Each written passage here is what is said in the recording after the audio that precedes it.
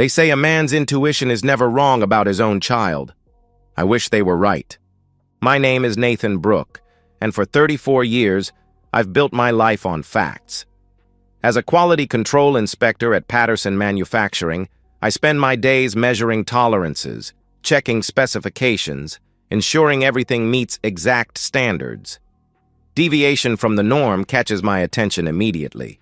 It's not just my job, it's who I am, which makes what happened to me all the more pathetic. I met Sarah 6 years ago at a company mixer. She was 26, a brilliant engineering graduate student working on sustainable manufacturing processes. I was 28, steady in my career, ready for something real. She had this way of tilting her head when she listened, like every word mattered. "You actually care about quality control?" she asked that first night. "Someone has to," I replied.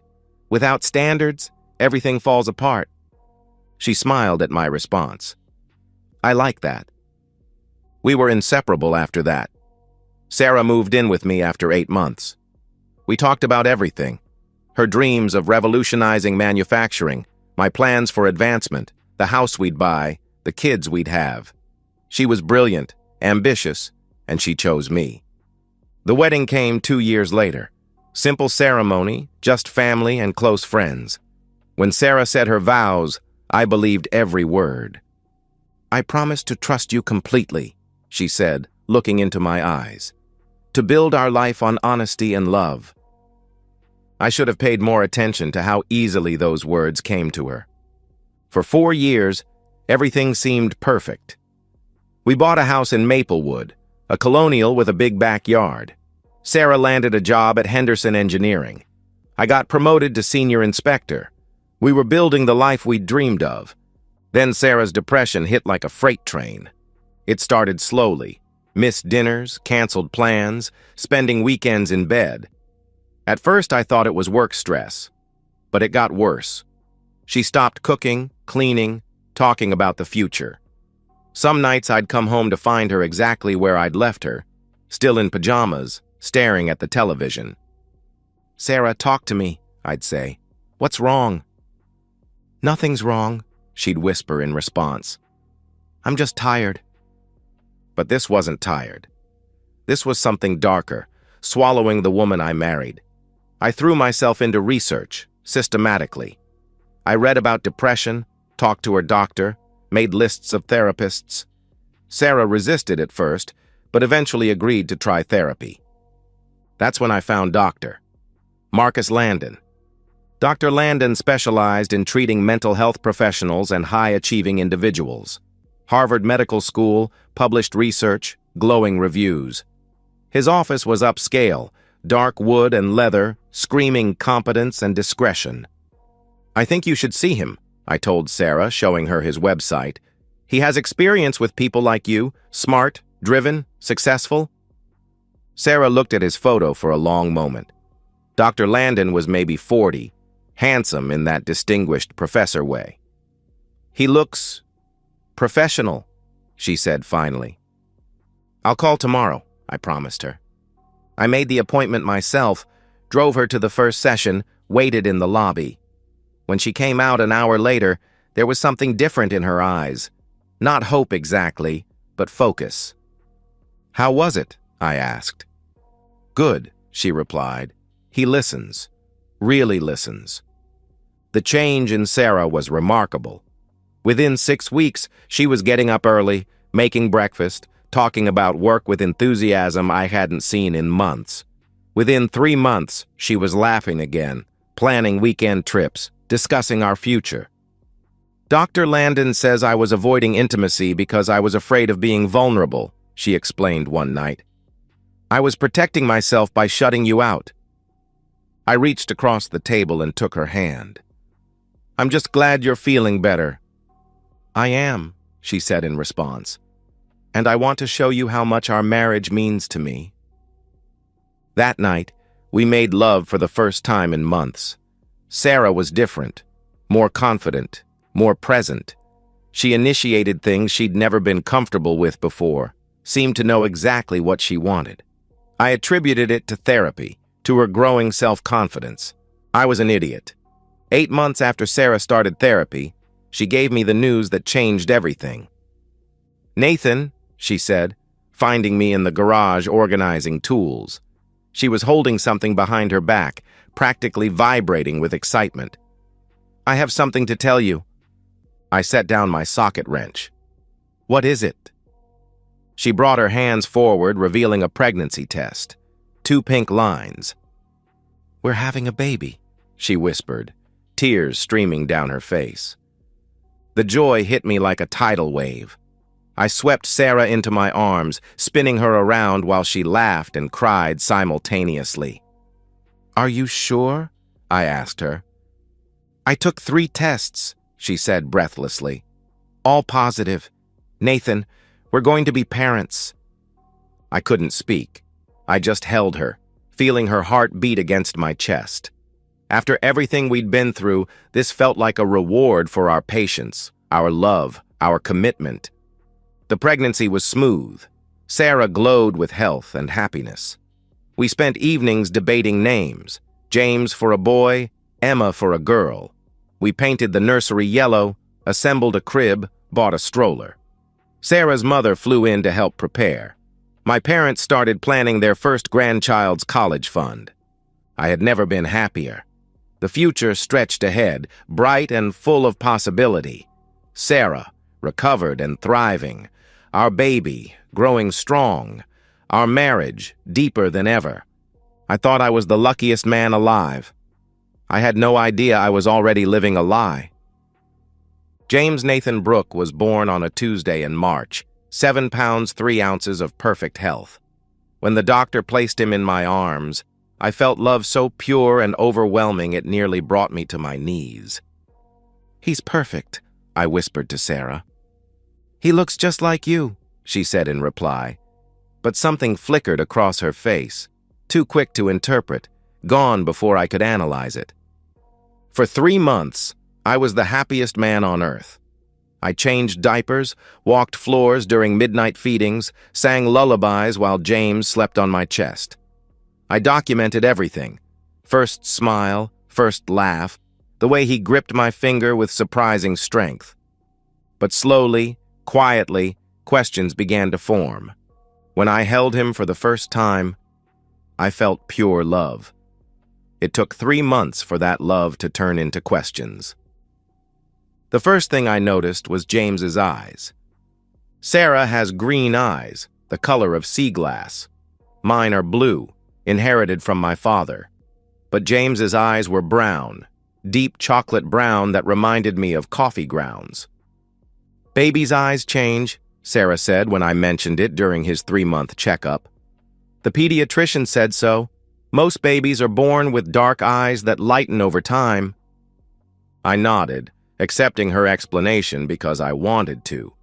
But my quality control background had trained me to notice deviations from expected parameters, and James's eyes bothered me in a way I couldn't shake. That night, I researched infant eye color genetics. The science was complex but clear. 2 parents with light eyes could produce a brown-eyed child, but it required recessive genes from both sides. I traced my family history, blues and hazels going back generations. Sarah's family showed similar patterns, greens and grays. Possible, but unlikely. The probability bothered me. Then there was James's hair. Sarah has straight black hair, thick and glossy. Mine is light brown, slightly wavy. James's hair was dark like his mother's, but it had a curl pattern that didn't match either of us. Again, genetics could explain it, but my analytical mind kept cataloging inconsistencies. "He doesn't look like either of us," I said one evening during bath time. He was 4 months old, becoming more alert, more distinctly himself. Sarah's hands stilled on the washcloth. "What do you mean?" she asked defensively. "Just the eyes, the hair. People usually say babies look like their parents, but everyone who sees James just says he's cute. No one sees a resemblance." "Babies change," Sarah said quickly in response. "And besides, he has your chin. Trust me, Nathan, he's yours." Her tone was defensive, almost aggressive. That was new. Throughout our marriage, Sarah had been patient with my questions, my tendency to overthink. But now she seemed irritated by my observations about James. I started paying closer attention to her reactions. When my mother commented that James had such unique features during Sunday dinner, Sarah snapped at her. "Not every baby has to be a carbon copy of their parents, Helen. Genetics is more complex than that." My mother raised her eyebrows. "Of course, dear. I just meant—" "You meant he doesn't look like Nathan," Sarah interrupted. "I know what you meant." The table went quiet. Later, my mother pulled me aside. "Is everything okay with Sarah?" she asked me privately. "She seems tense." "New mother stress," I said automatically, but I didn't know how okay it was. Sarah's behavior was becoming increasingly erratic. She was defensive about James's appearance, evasive about his medical appointments, eager to return to work much earlier than we'd discussed. "I'm not going to be one of those women who disappears into motherhood," she declared when I suggested more time at home. "I have a career, Nathan. I have goals beyond diaper changes." These conversations left me feeling off balance, like I was missing some crucial piece of information. I found myself studying James when Sarah wasn't around, looking for some feature that would settle my growing unease. At 6 months, James was beautiful, healthy, alert, developing normally. But he still didn't look like me, or Sarah. His features seemed to belong to someone else entirely. The doubt was eating at me. I'd wake up at night and watch James sleep, this perfect little boy I loved desperately, and feel sick with questions I couldn't voice. What kind of father doubts his own son? But I couldn't stop noticing things. Sarah's therapy sessions with Dr. Landon had officially ended, but she still spoke about him frequently. Marcus says became a common preface to her opinions about child rearing and marriage dynamics. When I suggested couples therapy for new parent challenges, she dismissed the idea immediately. "Marcus thinks couples therapy is often counterproductive," she told me. "He says it's better to work through issues individually." "When did you discuss our marriage with Dr. Landon?" I asked her. Sarah's face flushed. "It came up during therapy. That's what therapy is for, Nathan, working through life issues." "But your therapy was for depression," I pointed out. "Why were you discussing marriage advice?" "Because everything is connected," she said impatiently in response. "My depression affected our marriage affected my depression." I wanted to believe her, but my instincts were screaming that something was wrong. The breaking point came during a family gathering. James was 7 months old, sitting up on his own. Sarah was holding him on her lap while he babbled at my cousin's daughter. "He's such a happy baby," my aunt commented. "And so handsome. Those eyes. It's funny he doesn't really look like either of you. Sometimes that happens. Babies favor grandparents. Do either of your families have those beautiful brown eyes?" Sarah's grip on James tightened. "Genetics is complicated," she replied curtly. After dinner, Sarah was unusually quiet on the drive home. James had fallen asleep in his car seat. "Your family asks too many questions," Sarah said finally. I glanced at her. "They're just making conversation." "No, they're making implications," she shot back. Her voice was tight with anger. "Every gathering, someone has to comment on how James looks." "They're not trying to be inappropriate," I said carefully. "Normal would be seeing the resemblance to his parents," Sarah snapped in response. "But apparently your family finds that impossible."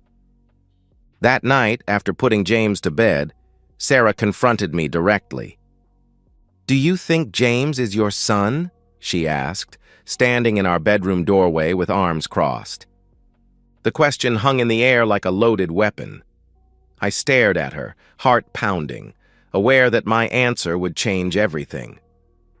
"Of course I do," I replied. "Because if you have doubts, Nathan," she continued, "if you're letting your family plant seeds of suspicion, then maybe you should examine why you're so quick to distrust me." Maybe you should talk to someone, Sarah added after a pause. Maybe you should see a therapist about why you're so paranoid. The word hit me like a slap. Paranoid. As if my observations were irrational. I could recommend someone, Sarah continued. Dr. Landon knows excellent therapists who specialize in anxiety and trust issues. I stared at her, processing the irony. She was suggesting I see a therapist recommended by the man I was increasingly suspicious about. I'll think about it, I said. That night, I lay awake cataloging everything that had led to this moment. James's brown eyes, his unfamiliar features, Sarah's defensive behavior, her frequent mentions of Dr. Landon, the timing of her pregnancy, 8 months after starting therapy. Some men live their whole lives wondering. I couldn't be one of them. The next morning, I researched discrete paternity testing services. Home kits, lab analysis, results in 3 to 5 business days. Complete confidentiality guaranteed. I read testimonials from other men in similar situations, men who'd trusted their instincts, men who'd chosen to ignore them. My finger hovered over the Order Now button for 20 minutes. Some men spend their lives wondering if they can trust their instincts. I couldn't be one of them. I clicked the button. The paternity test kit arrived 3 days later in a plain brown envelope addressed to me at work. Inside was everything I needed: cotton swabs, collection tubes, detailed instructions, and a prepaid return envelope. The process was simple. Collect cheek swabs from myself and James, seal them in provided containers, mail them back for analysis. Simple, but not easy. For 2 days, the kit sat in my desk drawer, unopened after that initial inspection. Every time I looked at it, I felt sick. What kind of father does this? What kind of husband suspects his wife of this level of deception without concrete evidence? But then I'd remember Sarah's defensive reactions, her evasiveness, the way she'd called me paranoid for noticing what everyone else noticed, that James looked nothing like either of us. On Friday evening, while Sarah was giving James his bath, I made my decision. I collected my own sample first, swabbing the inside of my cheek and sealing the cotton swab in its labeled tube. Then I waited.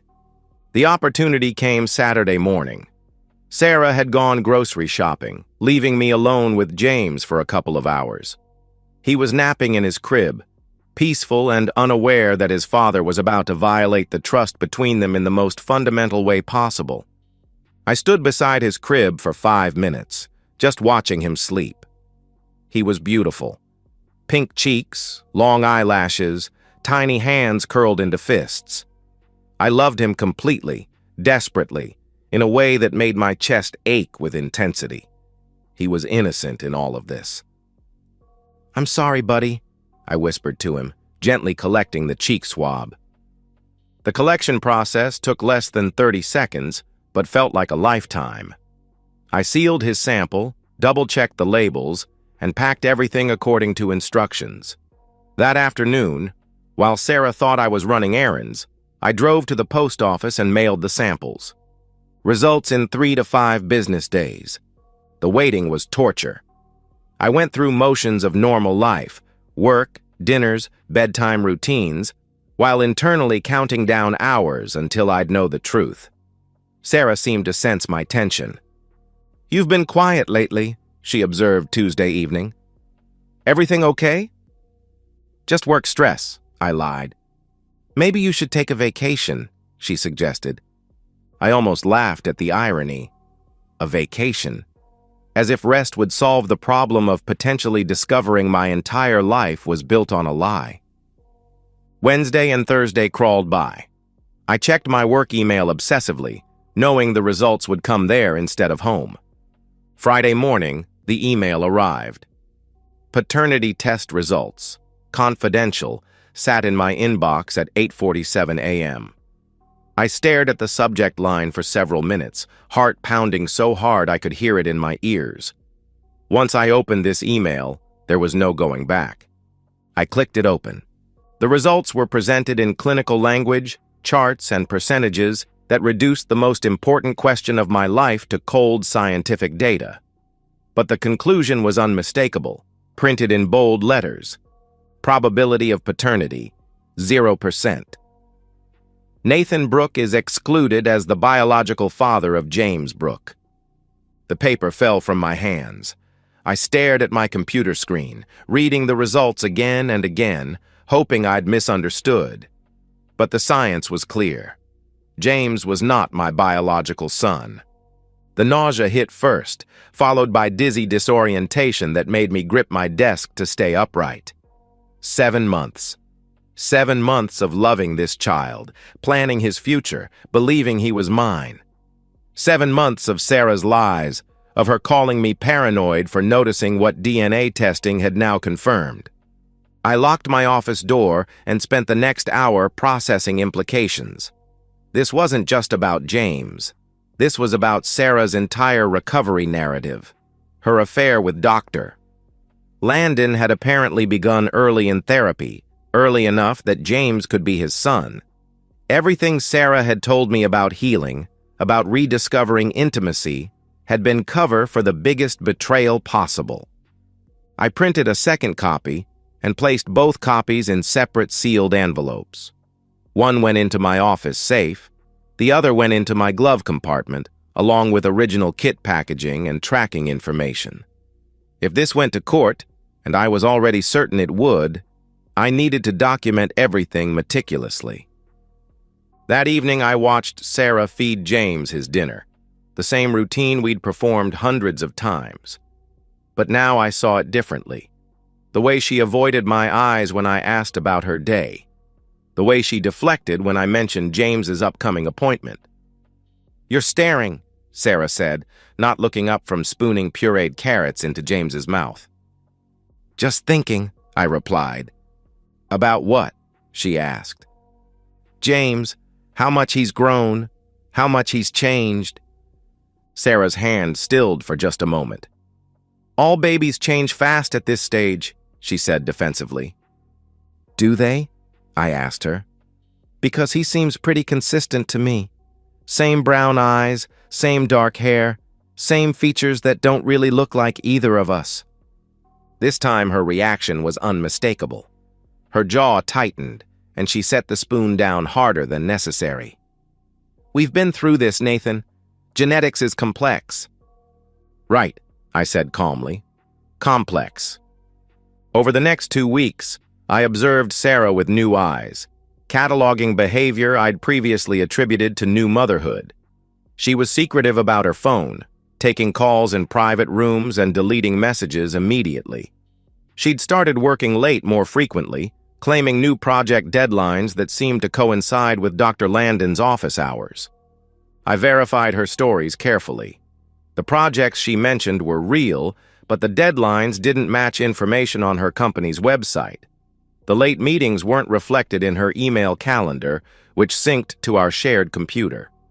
Sarah was still lying to me, even now. The affair hadn't ended with James's conception.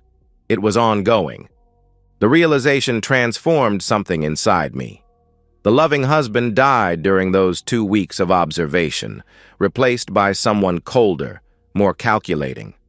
I began planning my next move with the same systematic approach I used for quality control inspections. I researched divorce law, focusing on adultery cases and prenatal paternity fraud. I learned about asset protection, child support obligations, and professional consequences for therapists who violate ethical boundaries. I contacted 3 different law firms, scheduling consultations under the pretense of theoretical legal questions. The prenuptial agreement Sarah had insisted on would actually protect me now. The infidelity clause was ironclad, and paternity fraud would void any claims she might have on my property. James wasn't my biological son, so I had no legal obligation for child support. As for Dr. Marcus Landon, his career was about to become very interesting. Patient-therapist relationships were strictly forbidden. I researched medical board complaint processes, ethics violations, and professional licensing consequences. I was going to destroy them both, systematically, thoroughly, and completely legally. But first, I was going to give Sarah one final chance to tell me the truth. I kept those results in my glove compartment for 2 weeks. Not because I doubted them, I doubted everything else. 2 weeks to plan how to destroy the woman who destroyed me. I chose a Friday evening for the confrontation. Sarah's parents were visiting her sister in Phoenix, so there would be no family interference. James was healthy and sleeping through the night, minimizing distractions. I'd taken a personal day from work, spending it finalizing documentation and preparing for what would likely be the last honest conversation Sarah and I would ever have. She came home at her usual time, 6:15, looking tired but pleasant. I watched her hang up her coat, kiss James on the forehead where he sat in his bouncer, and pour herself a glass of wine. "How was your day?" she asked, settling onto the couch beside me. "Educational," I answered. "How was yours?" "Long. The Morrison project is behind schedule, so we're all putting in extra hours," she replied, sipping her wine and studying my face. "You look tense. Everything okay?" I'd rehearsed this moment dozens of times, but now that it was here, I felt surprisingly calm. The anger I'd carried for 2 weeks had crystallized into something colder and more focused. "I want to talk about James," I said. Sarah's expression didn't change, but something shifted behind her eyes, a wariness that confirmed what I already knew. "What about him?" she asked cautiously. "About how he doesn't look like either of us. About his brown eyes when we both have light eyes. About how everyone comments on his unique features." "Nathan," Sarah said, setting down her wine glass, "we've discussed this. Genetics is complex," I finished for her. "Yes, you keep saying that. But I'm not interested in genetics anymore. I'm more interested in timelines." "Timelines?" she repeated. "James was born March 15th, I said conversationally, "which means he was conceived around June 20th, right around the time you were making your breakthrough in therapy with Dr. Landon." Sarah's face had gone very still. "What are you suggesting?" she asked quietly. "I'm not suggesting anything," I replied calmly. "I'm stating facts. June 20th was approximately 8 months after you started therapy. It was also when you started mentioning Dr. Landon constantly. Marcus this, Marcus that. When you started getting better, more confident, more sexually adventurous." "Stop," Sarah said quietly. Sarah stood up abruptly, pacing to the window. "You're being paranoid again," she declared. "Am I?" I asked her. "Because you know what I think? I think you've been calling me paranoid to cover your own guilt. I think you've been gaslighting me for months, making me feel crazy for noticing what everyone else notices. That James doesn't look like me because he isn't mine." She spun around, her face flushed with anger. "How dare you?" "How dare I what?" I interrupted. "Question the paternity of a child who looks nothing like me." "You're sick," Sarah spat back. "You're accusing me of adultery because our baby doesn't meet your genetic expectations?" I reached into my jacket pocket and pulled out the sealed envelope containing the paternity test results. "I'm not accusing you of anything, Sarah. I'm telling you what I know." Her eyes fixed on the envelope, and for the first time since I'd known her, Sarah looked genuinely afraid. "What is that?" she whispered. "DNA analysis," I said, opening the envelope and removing the papers. "Professional paternity testing, chain of custody documentation, scientific proof that James is not my biological son." I held out the results, watching Sarah's face as she read the conclusion. Her mask didn't just slip, it shattered completely. The woman I'd married disappeared, replaced by someone calculating and desperate. "Where did you get this?" she whispered. "I collected the samples myself," I told her. 0% probability of paternity, Sarah. 0. She sank back onto the couch, the papers clutched in her hands. For a moment, I thought she might finally tell me the truth.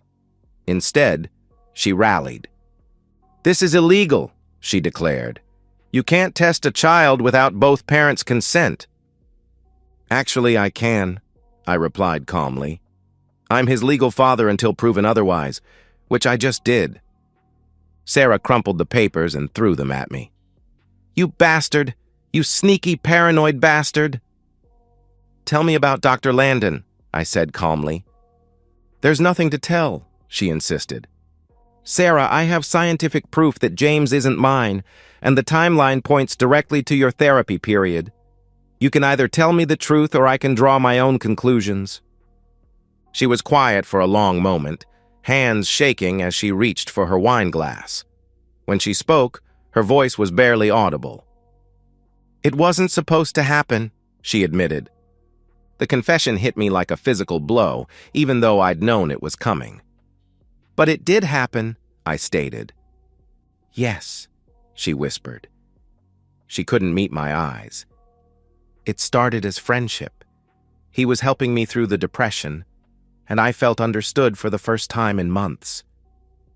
When did it become physical? I asked. Another long pause. June, she answered. While you were still coming home to me, I said. While I was celebrating your recovery. She said nothing. Is it still going on? I pressed. Her silence was answer enough. Does he know about James? I continued. Yes, she whispered. Does he know James is his son? Sarah's face crumpled. We think so. The timing fits. You think so? I asked her. You're not certain? The dates were close, she admitted. You and I were still intimate sometimes. But Marcus and I were more frequent, and James looks more like him, so we assumed. You assumed, I repeated. I felt something break inside my chest. Not my heart, that had been broken for weeks, but something deeper. Nathan, I love you, Sarah said desperately. What happened with Marcus was a mistake, a moment of weakness when I was vulnerable. But I love you, and I want to work through this. Do you love him? I asked directly. The question hung in the air. Sarah's hesitation told me everything. It's complicated, she finally said. No, I replied firmly. It's really not. You had an affair with your therapist, got pregnant with his child, and have been lying to me for over a year. I walked to my desk and retrieved the folder I'd prepared. Copies of DNA results, timeline documentation, screenshots of Dr. Landon's credentials and ethics guidelines. Dr. Marcus Landon is about to have very interesting conversations with the medical board about his professional ethics, I told her. Patient relationships are strictly forbidden, Sarah. You can't do that, she whispered. I already have, I informed her. The complaint was filed this afternoon. Sarah shot to her feet. Nathan, you don't understand. If Marcus loses his license, he loses everything. Good, I said simply. Sarah began crying then, not gentle tears of remorse, but ugly, desperate sobs of someone who realizes their world is collapsing. Nathan, please. We can work through this. I'll end things with Marcus. We can go to couples therapy. How far did you mean for it to go, Sarah? I interrupted. Getting pregnant and pretending the baby was mine? Lying to my face while I questioned my own sanity? I panicked, she sobbed. When I realized I was pregnant, I panicked. You could have told me the truth, I pointed out. I was afraid you'd leave me, she replied through her tears. So instead, you decided to trick me into raising another man's child? I asked. I picked up the folder and moved toward the stairs. I'll be sleeping in the guest room from now on. I've contacted a divorce attorney, and you'll be served with papers next week. The prenup is clear about infidelity. You'll receive nothing. Since James isn't my biological son, I have no child support obligations. You can't do this, Sarah said desperately. I'll fight the divorce. I'll claim the paternity test was fraudulent. You'll lose, I said simply. I documented everything, Sarah. Every lie, every timeline inconsistency, every defensive reaction. That night, I slept in the guest room for the first time in 7 years of marriage. Through the thin walls, I could hear Sarah crying. Not quiet tears of genuine remorse, but frustrated sobs of someone who'd been caught and was angry about the consequences. For the first time in 6 months, I slept through the night. The truth, even when it destroys you, sets you free. The divorce proceedings moved with mechanical efficiency, each step bringing me closer to freedom from the elaborate lie my marriage had become. My attorney, Margaret, specialized in complex domestic cases. She reviewed my documentation with methodical attention. "This is remarkably thorough," she told me during our second meeting. "DNA results, timeline documentation, professional ethics violations, prenuptial agreement with infidelity clauses. Your wife's attorney will have very few options." The prenuptial agreement, ironically championed by Sarah's father to protect her assets, became my shield instead of hers. Sarah had insisted on it during our engagement, claiming her father's business connections required protection. Now that protection worked in reverse. The infidelity clause was ironclad. Adultery voided any claim to marital assets, alimony, or community property. Sarah would leave with exactly what she'd brought: her personal belongings and whatever remained of her individual savings. "The prenup is brutal," Margaret explained to me. "Your wife literally has no legal standing. The adultery is documented, the timeline is clear, and paternity fraud constitutes intentional deception." Dr. Landon's professional destruction unfolded with satisfying completeness. The medical board investigation revealed that Sarah wasn't his first boundary violation. 2 other former patients came forward with complaints of inappropriate relationships. His practice collapsed as referrals disappeared and patients canceled appointments. His malpractice insurance was canceled. His professional reputation became unsalvageable. Most importantly, his ability to support Sarah and James evaporated along with his career. Sarah moved back to her parents' house in Westchester 3 weeks after I filed for divorce. Her father, who had initially supported her version of events, changed his tune after reviewing the DNA evidence and understanding the financial implications of the prenuptial agreement he'd insisted upon. "He called me yesterday," Margaret reported to me. "Apparently Sarah's father is furious that his daughter's stupidity triggered the very protections he'd put in place. He's refusing to financially support her long term." The divorce was finalized on a Tuesday morning in October, 6 months after I'd discovered the truth. Sarah didn't contest anything.